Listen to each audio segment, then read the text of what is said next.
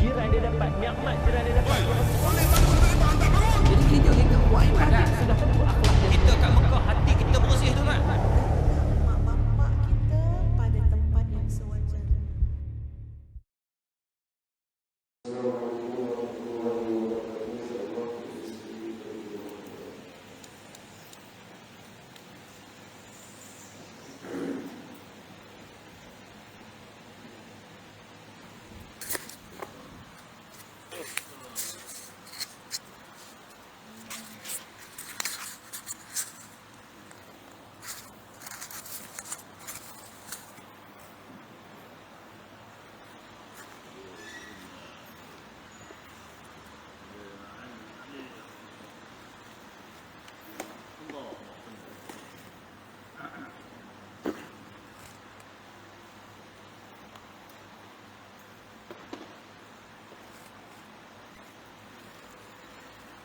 Nahmaduhu wa nusalli wa nusallim ala rasulil karim.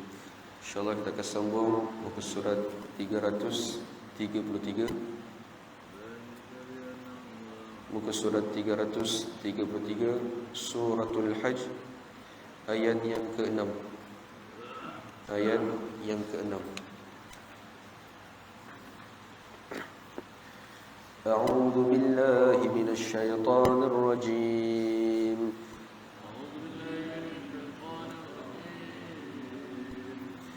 Bismillahirrahmanirrahim.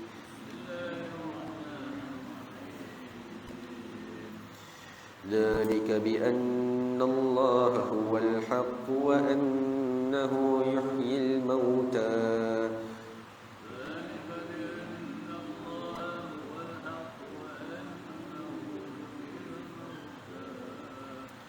wa annahu yuhyil mauta wa annahu ala kulli syai'in qadir.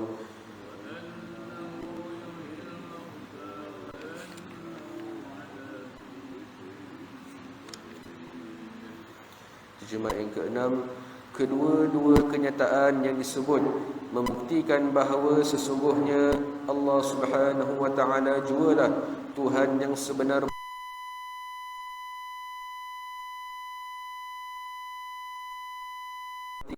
dan dialah juga yang maha kuasa atas tiap-tiap sesuatu. Wa anna as-sa'ata atiyatun la raiba fiha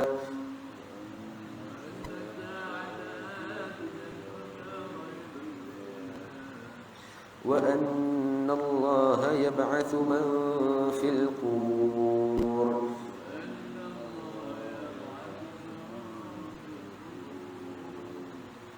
Terjemah yang ke-7, dan bahawa sesungguhnya hari kiamat itu tetap akan datang, tidak ada sebarang syak padanya, dan bahawa sesungguhnya Allah Subhanahu wa taala akan membangkitkan, yakni menghidupkan semula orang-orang yang ada di dalam kubur. Wa minan nasi man yujadilu fillahi bighairi ilmin wala hudan wala kitabin.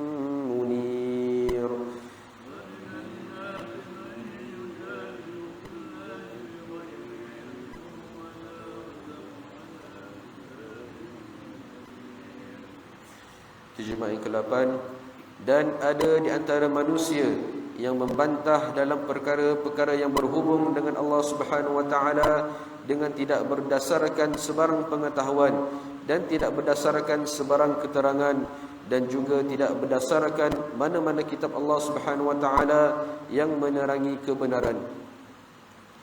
Thani atfihi liyudilla an sabilillah.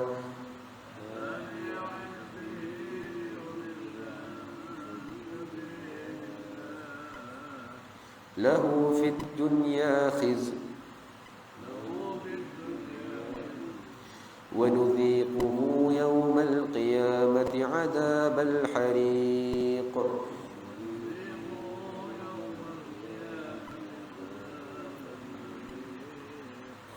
Terjemah yang ke-9, ia membantah sambil memalingkan sebelah badannya dengan sombong angkuh sehingga menghalang dirinya dan orang lain dari jalan agama Allah Subhanahu wa taala. Ia akan beroleh kehinaan di dunia dan kami akan merasakannya azab yang membakar pada hari kiamat kelak. Dzalika bima qaddamat yadaka wa anna Allah laysa bidhallamin lil 'abid.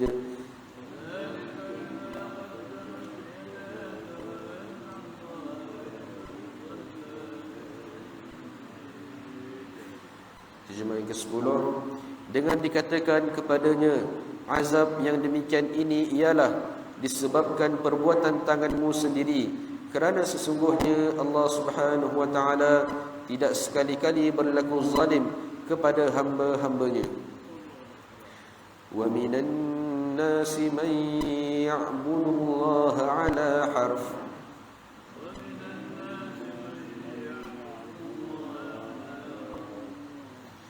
فإن أصابه خير اطمأن به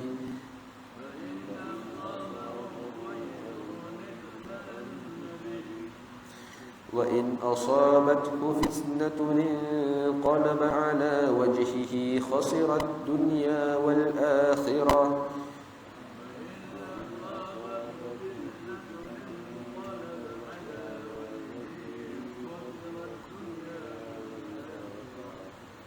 ذلك هو الخسران المبين.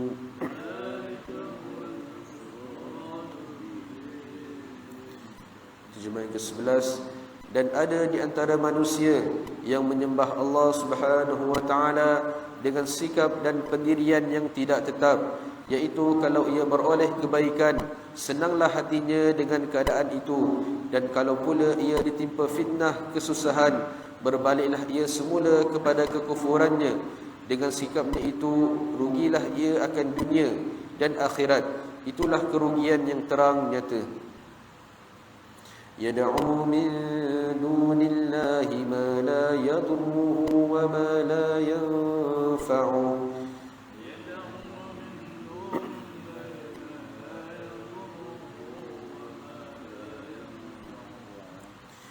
ذلك هو الضلال البعيد.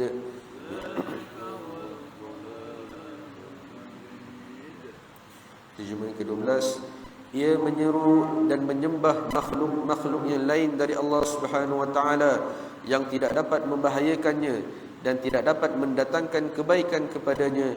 Itulah kesesatan yang jauh terpesong. Yad'una man darruhu aqrab min naf'ih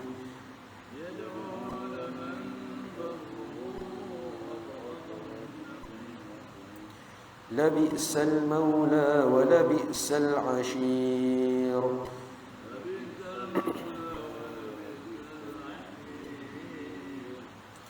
Terjemah yang ke-13, ia menyeru dan menyembah makhluk yang dengan perbuatan demikian mudaratnya lebih dekat dari manfaat yang diharapkan. Demi sesungguhnya seburuk-buruk penolong dan seburuk-buruk sahabat karib ialah makhluk yang diseru dan disembahnya itu. Innallaha yudkhilul ladzina amanu wa 'amilus solihati jannatin tajri min tahtihal anhar.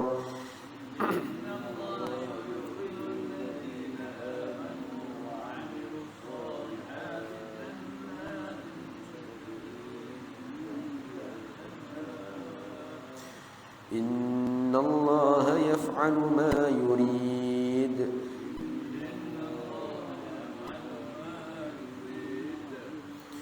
Terjemah ke-14, sesungguhnya Allah Subhanahu wa taala akan memasukkan orang-orang yang beriman dan beramal soleh ke dalam syurga yang mengalir di bawahnya beberapa sungai. Sesungguhnya Allah Subhanahu wa taala melakukan apa yang ditentukannya. Man kana yadhunnu an lan yansurahu Allah fid dunya wal akhirah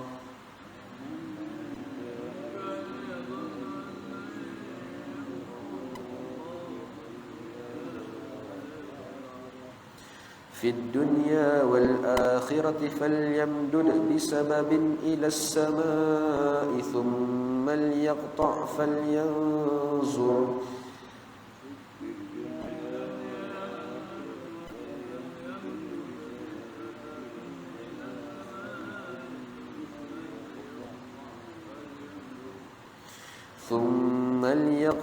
فلينظر هل يذهبن كيده ما يغيظ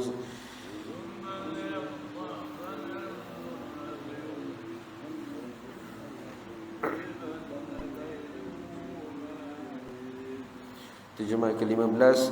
Sesiapa yang menyangka bahawa Allah Subhanahu wa taala tidak sekali-kali akan menolong Nabi Muhammad sallallahu alaihi wasallam dalam dunia ini dan di akhirat kelak, maka hendaklah ia menghulurkan tali serta mengikatnya di bumbung rumahnya. Kemudian hendaklah ia mencerut lehernya supaya ia mati tercekik. Dalam pada itu hendaklah ia memikirkan lebih dahulu adakah tipu dayanya itu dapat menghapuskan sebab-sebab yang menimbulkan kemarahannya. Sadaqallahul azim. InsyaAllah tuan-tuan boleh kita ada sedikit ulasan dan tafsiran kepada tafsir insyaAllah.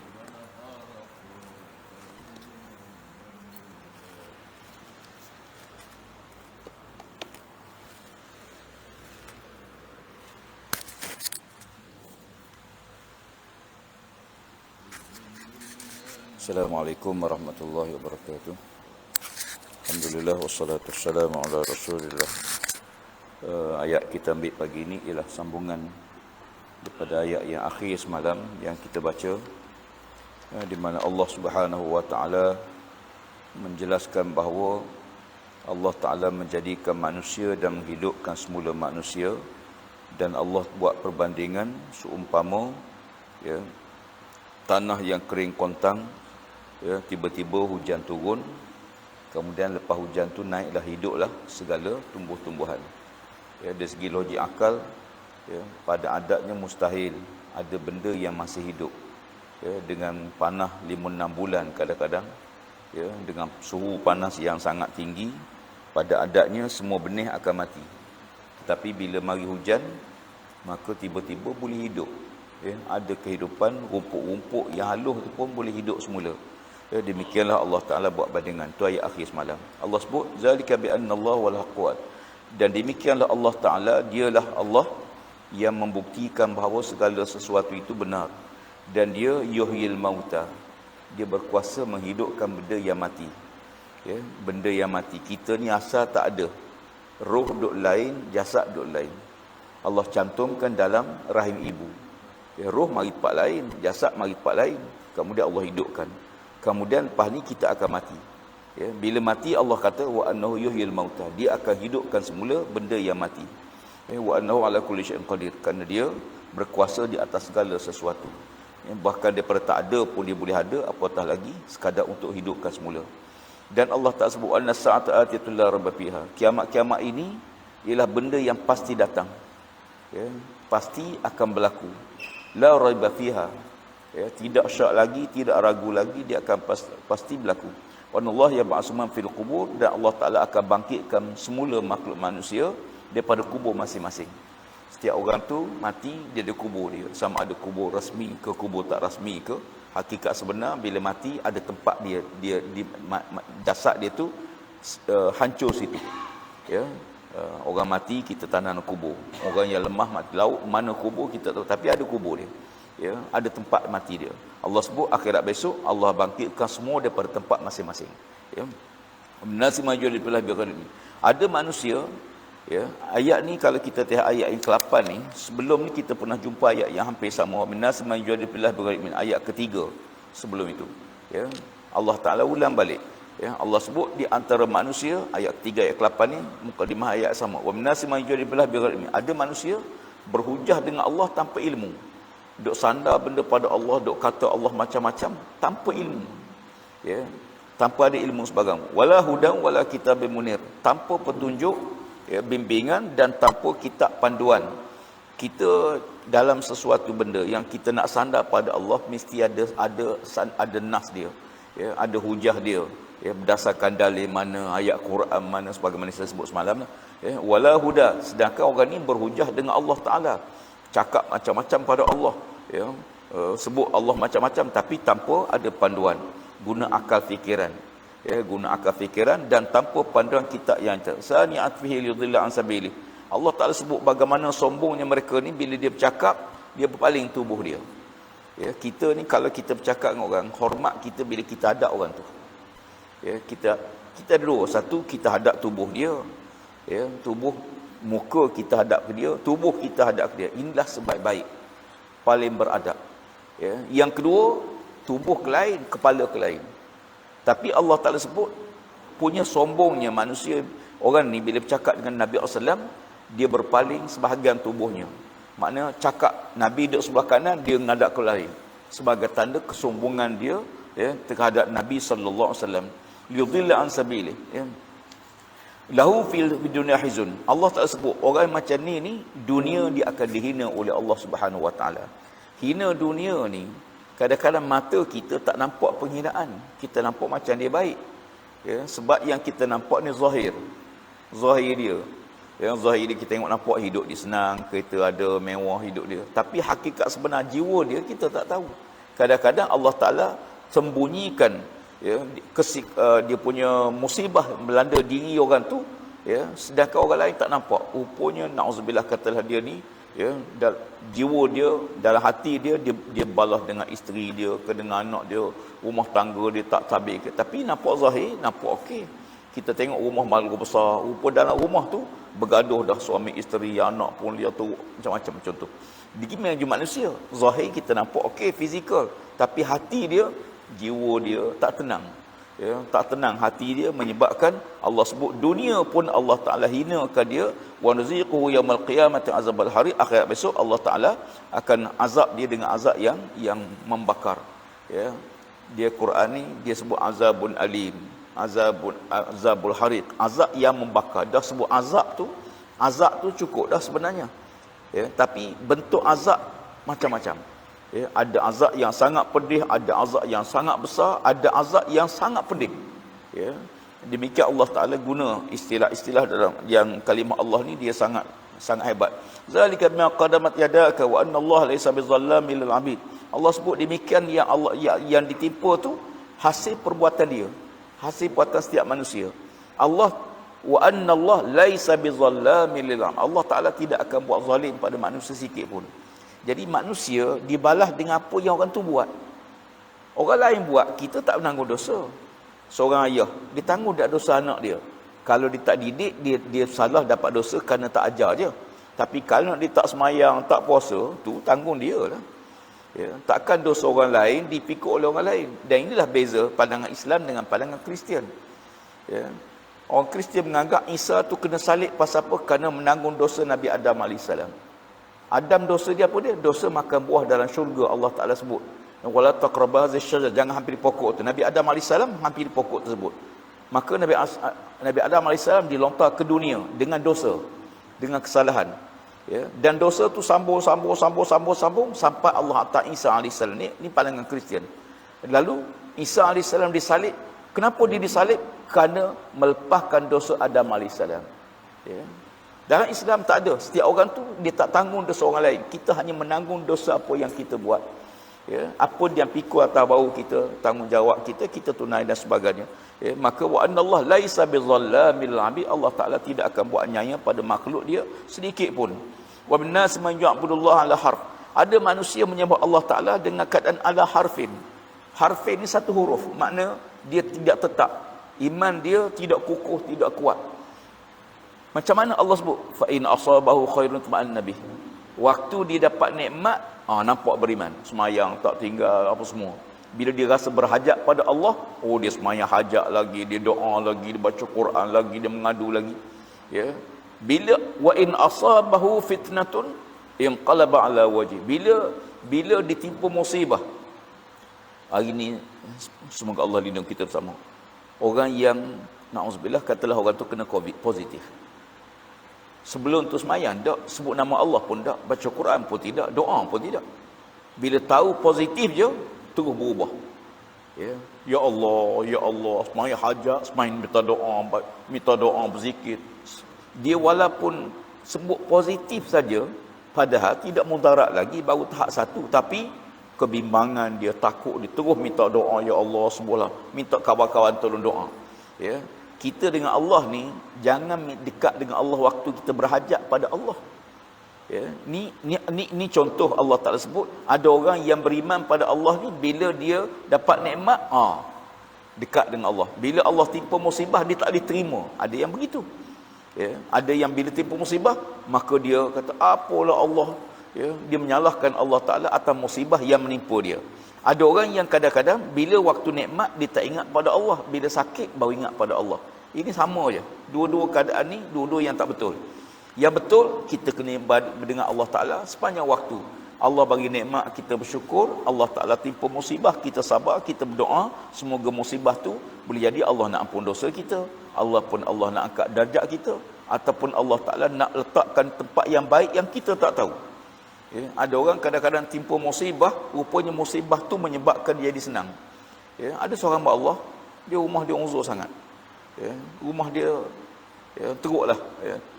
Tiba-tiba satu hari rumah dia terbakar. Bila rumah terbakar, lalu orang ramai simpati pada dia, pakat bagi derma hingga dia boleh buat rumah baru. Kalau tidak berlaku kebakaran, mungkin dia tak akan dapat rumah. Ada orang kadang-kadang rumah dia kena banjir, lepas tu dapat rumah baru. Maknanya kadang-kadang melalui musibah tu Allah Taala nak angkat darjat. Kita tak tahu. Tapi orang beriman, ini yang Allah Taala sebut, orang beriman pada Allah dalam keadaan yang tidak kuat. Bila dapat nikmat, dia rasa bagus, Tuhan sayang ke dia, Tuhan suka ke dia. Bila Tuhan timpa musibah, dia kata Tuhan tak sayang ke dia, Tuhan tak beri dia. Dan sampai mereka golongan macam ni, Allah kata Allah khasirad dunya wal akhirah. Orang ni rugi dunia dan rugi juga di akhirat. Zalika al-khusran mubin, dan demikianlah kerugian yang nyata. Yang nyata kerugian apa dia? Yang paling nyata kerugian, dunia pun dah rugi, akhirat lagi rugi. Orang miskin, kita hidup ni, kita ada dua alam. Kalaupun kita tak bahagia dunia, jangan kita celaka di akhirat. Yang baik dapat bahagia dunia, bahagia akhirat.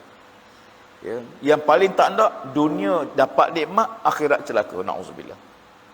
Dan paling teruk sekali, dunia pun teruk, akhirat lagi teruk. Kadatil fakri an yakuna kufra. Satu hadis Nabi kata hampir-hampir orang fakir ni jadi kafir. Hampir-hampirlah orang fakir menjadi kafir. Sebab tu kajian dia buat, orang yang main masjid ni, orang yang sederhana, level ekonomi dia kebanyakan yang sederhana, tidak melampau-lampau sangat. Tapi orang miskin betul-betul, mayang pun tak. Tidak semualah. Tidak semua. Tapi kajian dia buat di satu universiti, mendapati dia nak buktikah dia Nabi ni, dia buat kajian. Orang yang semayang, baca Quran, mari jemaah masjid ni, dia kata orang miskin ni kadang-kadang semayang pun tidak. Dunia dia susah, akhirat lagi susah. Dan saya ada pengalaman sendiri, masing-masing kita ada pengalaman. Bagaimana yang paling penting, kita Tuhan bagi nikmat dunia, kita syukur, kita ingat pada Allah Ta'ala, nak bahagia. Rabbana atina fid dunya hasanah wa fil akhirati hasanah wa qina azabannar. Ini golongan yang rugi dunia, kata Allah, rugi akhirat. Zalika huwal khusranul mubin. Yad'u min dunillah ma la yadurruhu wa ma la yanfa'uhu. Zalika huwad dhalalul mubin. Dia minta kepada selain pada Allah Taala. Bila dia susah sakit dia gimana? Dia pergi jumpa Tok Bomo, dia minta pada pokok, minta pada kubur keramat, dia minta pada benda yang tak boleh apa-apa. Yang tak beriman minta pada berhala, pada tokoh. Yang langsung la yadurruhu wa ma la yanfa'uhu. Benda ni tidak boleh datang mudarat pada dia. Dan tidak akan datang manfaat. Sebab apa? Sebab patung berhala. Ada orang kadang-kadang takut pada berhala. Jangan. Saya ingat dulu di Maran, di Pahang, ada satu kuil Hindu.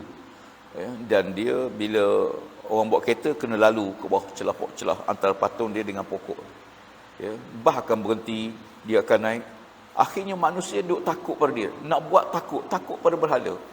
Pada patung pokok ni, dia makhluk, dia tidak akan mendatang mudarat dan tidak mampu datang apa-apa sebarang manfaat, melainkan apa yang dikehendaki oleh Allah dengan izin Allah Subhanahu. Yad'u liman darruhu aqrab min naf'i. Dan mereka ini, kata Allah Subhanahu wa taala, mereka menyeru, mereka ini menyeru dan menyembah makhluk dengan perbuatan demikian, Ya, sebenarnya mudarat tu aqrab min naf'i. Mudarat tu lagi hampir pada dia daripada manfaat yang diharapkan. Ya. La bi'sal maula wa la bi'sal ashir. Masya-Allah, sesungguhnya inilah seburuk-buruk penolong kata Allah, dan seburuk-buruk ya sahabat kalau kita nak buat kawan rapat sekalipun, ya. Innallaha yadkhulul ladzina amanu wa amilus solihati jannatin tajri min. Allah Taala akan masuk ke orang beriman dan beramal soleh. Setiap kali kita jumpa Quran, dia ada ayat-ayat ni kadang-kadang Tuhan buat kembar. Ya, semayang, zakat. Itu kembar dia. Ya, beriman dan berjihad fisabilillah. Beriman dan beramal soleh.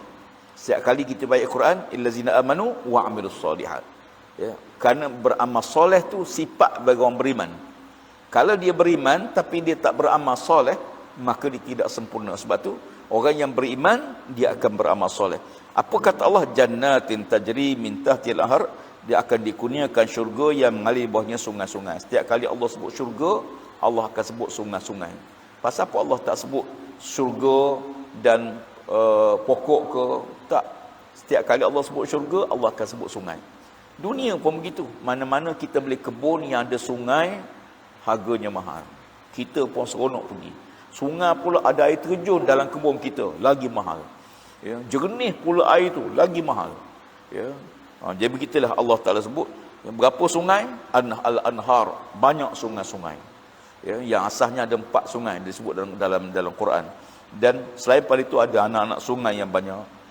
Ya, innallaha yaf'alu ma yurid. Allah Taala buat apa yang Allah kehendaki. Satu hari seorang sahabat Nabi Badui, ya, dia mari jumpa Nabi. Dia kata, ya Rasulullah, hobi saya ni suka sangat ternak kambing. Ya, dia suka sangat bela kambing. Ya, kalau saya masuk syurga ya Rasulullah, boleh tak saya nak bela kambing? Dia tanya Nabi, nak bela kambing dalam syurga? Sebab manusia ni ada hobi dunia. Setiap kita ada hobi masing-masing. Hobi kita ni boleh tak buat di akhirat? Ya, hobi saya menjala, katalah. Ya, boleh tak menjalikan dalam syurga? Dia ni hobi dia ternak kambing. Ya Rasulullah, boleh saya nak ternak kambing di akhirat dalam syurga saya nanti? Sahabat-sahabat ketawa.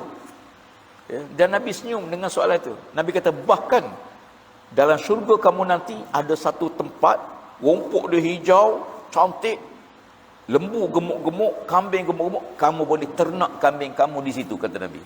Maknanya hobi kita dunia yang harus, yang boleh ni, Allah Ta'ala bagi pada kita, boleh buat dalam syurga besok di akhirat. Ya, ada orang hobi main golf. Boleh tak main golf di akhirat? Boleh. Tak ada masalah. Tapi kalau ada orang hobi beli nombor ekor, tak adalah. Ya. Hobi yang baik, hobi yang halal, ya, maka dibenarkan. Boleh di akhirat ni Allah bagi. Kalau dunia Tuhan bagi, akhirat lagi seronok. Orang mancing dunia, duduk setengah jam baru dapat seekor. Akhirat ya, mungkin tak sempat campak lagi dapat ikan. Ya, syurga, ya, man kana yadhunnu an lan yanzuru Allah fid dunya wal akhirah falyamdud bisabin ila sama. Ini suatu pandangan. Orang kafir duk tuduh Nabi SAW, Muhammad ni tak ada apa-apa, dia orang miskin, dia orang susah, dia mak ayah pun tak ada, takkan kita, takkanlah dia boleh beri manfaat. Allah Taala buat ni. Kalau macam tu kamu ikat tubuh kamu di atas bumbung terjun ke bawah. Kalau kamu kata Allah tak akan tolong Nabi SAW, Allah pasti tolong. Sebab kadang-kadang kita tengok, macam mana Tuhan tak tolong Nabi? Waktu nak Isra' Mi'raj, satu malam boleh pergi daripada Mekah, Masjid Aqsa, Mi'raj ke langit, balik malam tu juga. Tapi waktu nak hijrah ke Madinah, terpaksa naik unta, sembunyi dalam gua. Ya, perang Badar. Ya, perang Badar, Nabi menang. Perang Uhud, sampai patah gigi Nabi, luka-luka. Dia kata, takkan Tuhan Muhammad tak tolong dia? Kita kalau boleh perang, ya Allah, bagilah kebal. Kan? Biar tak. Ya. Sebenarnya Allah Ta'ala, kita faham, ada perkara mukjizat yang Allah Ta'ala bagi. Ada perkara yang Nabi kena lalui sebagai seorang Nabi. Tapi kalau Allah nak beri pertolongan, pasti Allah tolong dia. Ya. Nabi pernah tak makan? Pernah. Ya. Kata sahabat, kami pernah tengok rumah Nabi SAW tidak pernah berasap waktu. Ya. Abu Hurairah kata, aku satu hari lapar sangat, ikat batu di perut. Ya. Keluar daripada rumah, lapar sangat, nak jumpa Nabi SAW, nak minta makan Nabi. Jumpa Sayyidina Abu Bakar, dia beri salam, Abu Bakar jawab salam dia. Tapi Abu Bakar tak tanya pun makan ke tidak. Jumpa Sayyidina Umar macam tu. Jumpa Nabi, ya Rasulullah, laparnya aku tak tahan sangat. Abu Hurairah kata, aku angkat baju aku nak tunjuk Nabi ada ketul batu di perut aku. Tiba-tiba Nabi SAW mengangkat jubah baginda. Kata Abu Hurairah, aku tengok ada 2 ketul batu di perut Nabi SAW. Mak Nabi lagi lapar. Kita fikir kenapalah Allah tak turun makanan. Kan? Ya, sebab tu ayat ni Allah pasti tolong hambanya, tolong nabinya. Kalau kamu tak percaya, Allah Taala buat ikatlah tubuh kamu terjun daripada bumbung ni sebagai suatu kiasan bagaimana nak yakin bahawa Allah pasti akan menolong hambanya. Cuma bentuk pertolongan kadang-kadang Allah Ta'ala uji, Allah beri kesabaran, nak tengok kesabaran hamba dan sebagainya dengan proses-proses biasa sebagai hamba Allah Subhanahu Wa Ta'ala. Mudah-mudahan kita dapat manfaat dengan apa yang kita baca pagi ni. Wallahu a'lam. Assalamualaikum.